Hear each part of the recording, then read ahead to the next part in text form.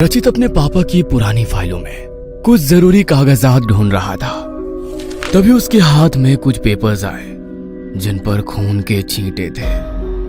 रचित ने हैरानी से उन कागजों को देखा और उन्हें पढ़ने की कोशिश करने लगा। उन पर लिखे हुए बहुत से अक्षर लगभग मिट चुके थे। फिर भी जब उसने किसी तरह उन्हें पढ़ा तो हैरान रह गया। ये कागज किसी बंगले के थे जिसे उसके पापा ने वर्षों पहले खरीदा था। रचित उन कागजों को लेकर अपनी माँ वीणा जी के पास गया और उसने कहा, माँ देखो मुझे पापा की फाइल में क्या मिला है, बंगले के कागज।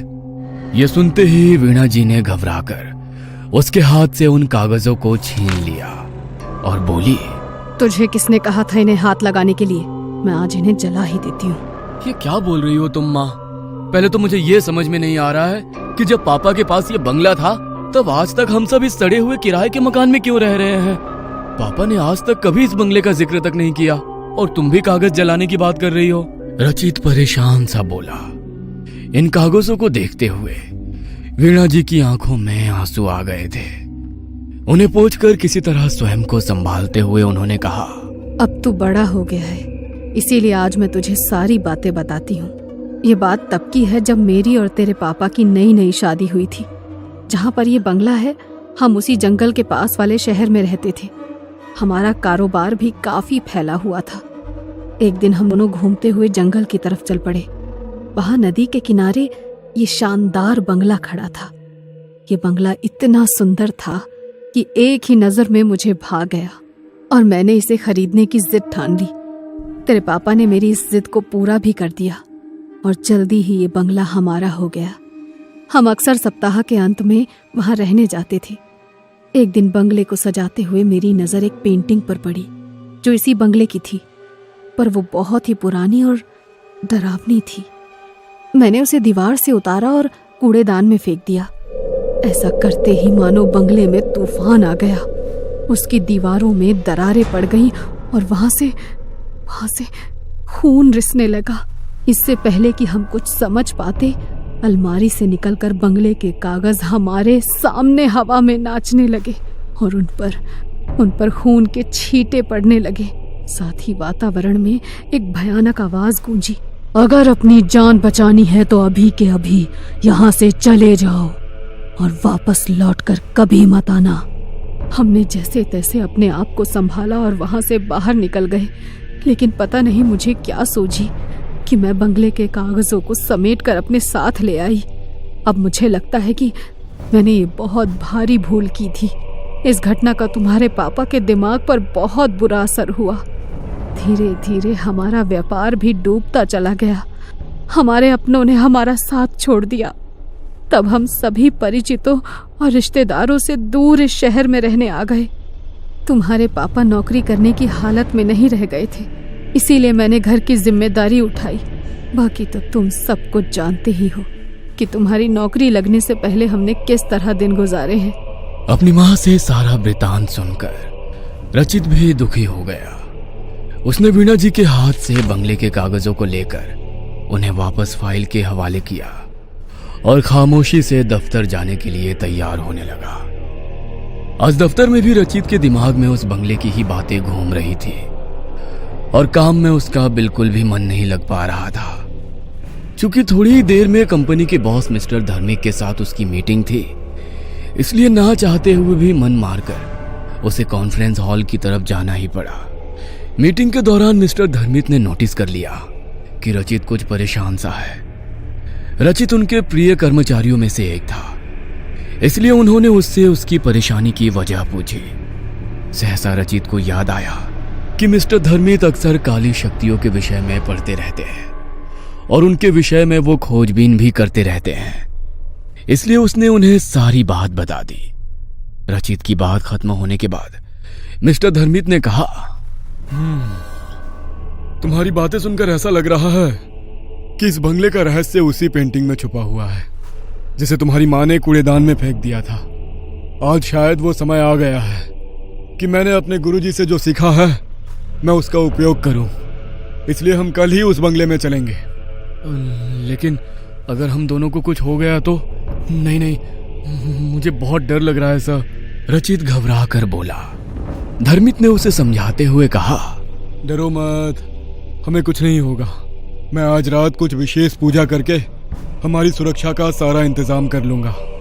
अब तुम घर जाकर आराम करो, मैं भी आज छुट्टी लेकर अपने घर जा रहा हूँ। घर आकर जब रचित ने वीना जी को मिस्टर धर्मित के साथ बंगले में जाने की बात बताई, तब उन्होंने उसे रोकने की बहुत कोशिश की, लेकिन रचित को मिस्टर धर्मित पर पूरा भरोसा था। अगले दिन तय समय पर मिस्टर धर्मित रचित के घर आए। वीना जी ने उन्हें भी समझाने की बहुत कोशिश की, लेकिन मिस्टर धर्मित ने कहा, आंटी आप घबराइए मत, ईश्वर चाहेंगे तो आपका बंगला जल्द ही आपको वापस मिल जाएगा। बस आप बंगले के कागज मुझे दे दीजिए। अब वीणा जी कोई प्रतिरोध नहीं कर पाई और उन्होंने कागज लाकर मिस्टर धर्मित को सौंप दिया। मिस्टर धर्मित ने उन कागजों को संभालकर अपने बैग में रखने के बाद रचित के गले में अभिमंत्रित किया हुआ एक लॉकेट पहना दिया। वैसा ही लॉकेट उनके गले में भी था। चाहे कुछ भी हो जाए रचित, इस लॉकेट को तुम अपने गले से मत उतारना। ये अगले 48 घंटों तक हमें बुरी शक्तियों से बचाकर रखेगा और हमें नींद भी नहीं आने देगा। मिस्टर धर्मित के कहने पर रचित ने हामी भर दी। 7 घंटों के लंबे सफर के बाद मिस्टर धर्मित और रचित की गाड़ी उस बंगले के बाहर खड़ी थी। यह बंगला पूरी तरह से उजाड़ हो चुका था। उन दोनों ने जैसे ही बंगले के अंदर जाने के लिए उसका दरवाजा खोला, वहां तेज आंधी शुरू हो गई। फिर भी वो दोनों डरे नहीं और मजबूती से एक दूसरे का हाथ थामकर बंगले में प्रवेश कर गए। बंगले के अंदर घोप अंधेरा था, लेकिन मिस्टर धर्मित पूरी तैयारी के साथ वहां आए थे। उन्होंने तुरंत अपने बैग से बड़ी बड़ी मोमबत्तियां निकालकर जला दी। इन मोमबत्तियों से एक खास किस्म की खुशबू आ रही थी। अभी वो दोनों आगे कुछ सोचते कि तभी बंगले में से किसी के हंसने की आवाज आने लगी। इस हंसी के थमते ही वहां एक दूसरी आवाज गूंजी। तुम दोनों को क्या लगता है इन मोमबत्तियों की मदद से तुम हमें यहाँ से निकाल दोगे? यह असंभव है, असंभव। इसलिए उन्हें बुझा दो और यहाँ से चले जाओ। यह सुनकर रचित और मिस्टर धर्मित थोड़ा सा घबरा गए। रचित कुछ कहना चाहता था, लेकिन मिस्टर धर्मित ने उसे चुप रहकर पेंटिंग ढूंढने का इशारा किया। वो दोनों अपने हाथ में मोमबत्ती लेकर अपने काम में जुट गए। लॉकेट और मोमबत्तियों के कारण बंगले में मौजूद काली शक्तियां इनके पास नहीं आ पा रही थी, लेकिन वो उन्हें डराने की भरपूर कोशिश कर रही थी। अंदर अंदर थोड़ा डरने के बावजूद वो दोनों बिना रुके अपने काम में लगे हुए थे। समय बीतता जा रहा था, लेकिन उनकी तलाश खत्म ही नहीं हो रही थी। 24 घंटे गुजर चुके थे। उनके लॉकेट की शक्ति खत्म होने में भी बस 24 घंटे ही शेष थे। ऐसा लगता है कि हम सफल नहीं होंगे, रचित ने धीरे से मिस्टर धर्मित से कहा और गुस्से में उसने अपने पैरों को जोर से फर्श पर पटका। ऐसा करते ही उसका पैर फर्श को तोड़ता हुआ थोड़ा अंदर चला गया। यह देखकर मिस्टर धर्मित फर्श के गड्ढे में रचित के फंसे हुए पैर को बाहर निकालने के लिए थोड़ा झुके तो उनकी नजर फर्श के अंदर दबी हुई पेंटिंग पर पड़ी। रचित और मिस्टर धर्मित ने मिलकर किसी तरह वहां से वो पेंटिंग निकाल तो ली, पर इसके बाद वो दोनों बहुत ज्यादा थक गए थे, इसलिए वो थोड़ी देर वहीं पर बैठ गए। मिस्टर धर्मित ने अब ध्यान से इस पेंटिंग को देखना शुरू किया तो उन्होंने पाया कि इस पेंटिंग में एक खास तांत्रिक कोड में इस बंगले का राज लिखा हुआ था।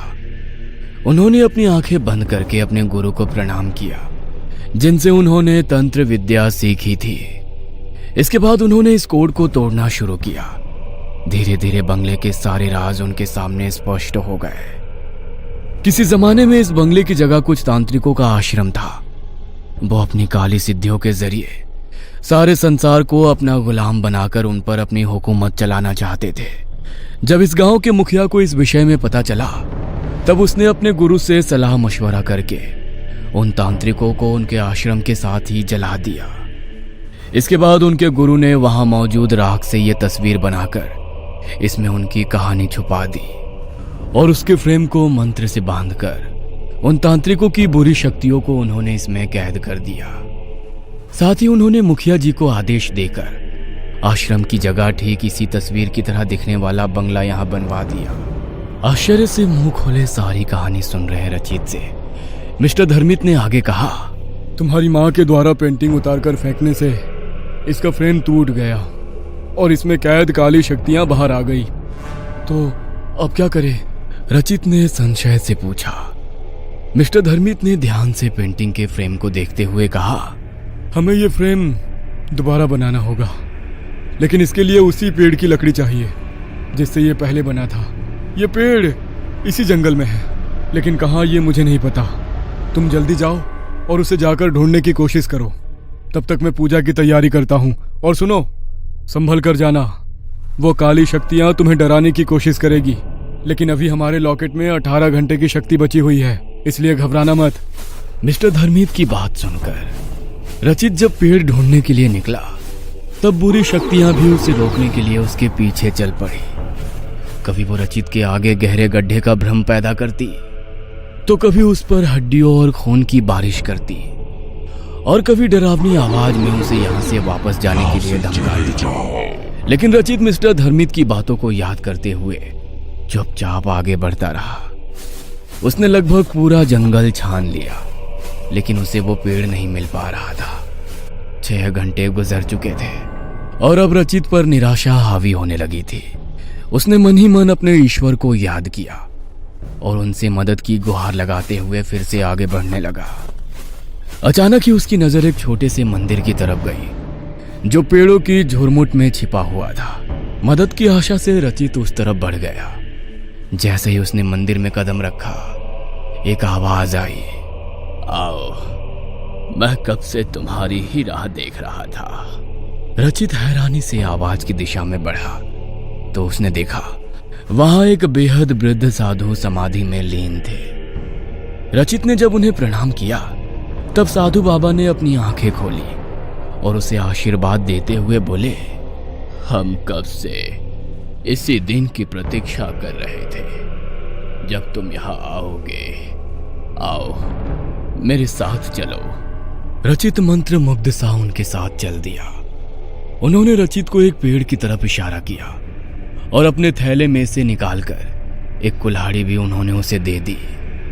रचित ने जैसे ही पेड़ से लकड़ी काटी, वो पेड़ वहां से ऐसे गायब हो गया जैसे कभी उसका अस्तित्व ही नहीं था। साधु बाबा ने अब रचित को एक मंत्र देते हुए कहा, इस मंत्र का जाप करो, यह तुम्हें तुरंत ही बंगले में पहुंचा देगा। जाओ, जल्दी जाओ, समय बहुत कम है। रचित ने एक बार फिर उन्हें प्रणाम किया और आंखें बंद करके वो तेजी से उनके दिए हुए मंत्र का जाप करने लगा, जिसकी सहायता से वो पलक झपकते ही बंगले में पहुंच गया। मिस्टर धर्मित ने अब रचित के हाथ से लकड़ी लेकर फ्रेम बनाना शुरू किया। जैसे जैसे फ्रेम बनता जा रहा था, बंगले में मौजूद बुरी शक्तियों के चीखने चिल्लाने की आवाजें भी बढ़ती जा रही थी। वो बंगले में मौजूद सामानों को रचित और मिस्टर धर्मित के ऊपर फेंककर अभी भी किसी तरह उन्हें रोकने की कोशिश कर रही थी, लेकिन मिस्टर धर्मित बिना रुके अपने काम में लगे हुए थे। लॉकेट की शक्ति खत्म होने में अब बस आधा घंटा शेष रह गया था। आखिरकार फ्रेम बन गया और मिस्टर धर्मित ने पेंटिंग को उसके पुराने टूटे हुए फ्रेम से निकालकर नए फ्रेम में डाला और फिर उसे अपने बनाए हुए पूजा स्थल पर रखकर उन्होंने वेदी में अग्नि प्रज्वलित कर दी और एक मंत्र पढ़ने लगे।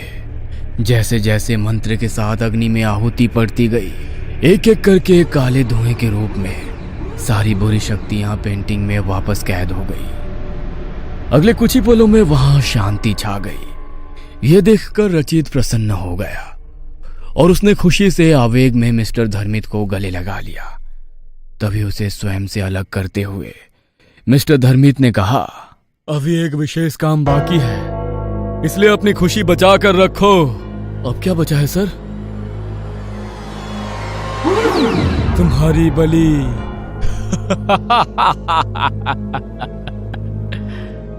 ये कहकर धर्मित अट्टहास करने लगा और देखते ही देखते उसने रचित को रस्सियों में बांध दिया। इसके बाद उसने अपने बैग से बंगले के कागज को निकालकर हवन वेदी के पास रख दिया। रचित ये सब देख सुनकर बुरी तरह घबरा गया था। उसने देखा कि धर्मित की आंखों में खून उतर आया था और उसका चेहरा बहुत ही भयानक लगने लगा था। रचित को कुछ भी समझ में नहीं आ रहा था कि अब वो करे तो क्या करे। तभी धर्मित ने कहा, चलो, तुम्हारी बलि देने से पहले मैं तुम्हारी जिज्ञासा दूर कर देता हूं। मैं इन तांत्रिकों का मुखिया था जो इस जगह पर बने हुए आश्रम में जलकर मर गए। यह सब मुझसे नफरत करते थे और मेरी सिद्धियां छीनना चाहते थे। इसलिए मैंने अपनी सिद्धियों को यहीं जमीन में छुपा दिया था। जिस दिन यहां आग लगाई गई उस दिन मैं यहां से बाहर गया हुआ था, इसलिए संयोग से मैं बच गया।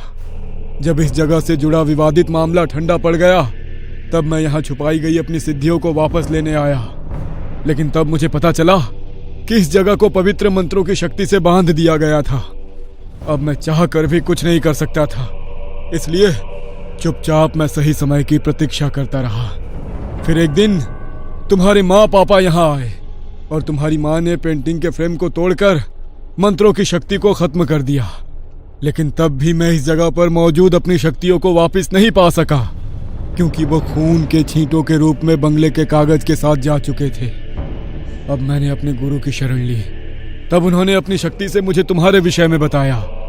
अपने गुरु के आशीर्वाद से मैं कोई भी रूप ले सकता हूँ, इसलिए दुनिया से छुपने के लिए मैंने ये रूप लिया और तुम इंसानों के बीच रहकर तुम्हारी तरह काम करते हुए मैं तुम्हारे बड़े होने की राह देखने लगा। जैसे ही तुम्हारे कॉलेज में प्लेसमेंट शुरू हुआ मैं वहां पहुंच गया और मैंने तुम्हें अपने दफ्तर में नौकरी देकर तुमसे नजदीकियां बढ़ानी शुरू कर दी। इससे पहले कि मैं सही अवसर देखकर तुमसे इस बंगले के विषय में पूछता, तुमने खुद ही मुझे उसके बारे में बताकर मेरा काम आसान कर दिया। अब इन सभी मृत तांत्रिकों की शक्ति भी मेरे वश में आ चुकी है, जो कभी मुझसे मेरी शक्तियां छीनना चाहते थे। बस एक इंसान अर्थात तुम्हारी बलि देते ही मैं इस असीम शक्तियों का स्वामी बन जाऊंगा और ये सारी दुनिया मेरी मुट्ठी में कैद होगी। आप ऐसा नहीं कर सकते। अगर मैं वापस अपने घर नहीं पहुंचा तो मेरी मां पुलिस में जाएगी और तब आप पकड़े जाएंगे। रचित ने हिम्मत जुटाकर कहा। प्रत्युत्तर में धर्मित ने हंसकर कहा, जब तक तुम्हारी मां को तुम्हारे हश्र की खबर होगी तब तक मैं सर्वशक्तिमान बन चुका होऊंगा। रचित को अब अपनी मौत साक्षात सामने नजर आ रही थी। उसने अपनी आंखें बंद करके अपने माँ पापा और ईश्वर को याद किया। उसे पछतावा हो रहा था कि काश उसने अपनी माँ की बात मान ली होती और यहाँ ना आया होता, पर अब क्या हो सकता था। इसलिए वो चुपचाप अपनी नियति की प्रतीक्षा करने लगा। धर्मित ने अब वापस मंत्र पढ़ना शुरू किया। जैसे ही उसने रचित पर अभिमंत्रित राख फेंकनी चाहिए तभी आवाज आई, रुक जाओ। धर्मित के साथ साथ रचित ने भी चौंक कर अपनी नजरें उठाई तो सामने वही साधु बाबा खड़े थे जो जंगल में रचित को मिले थे।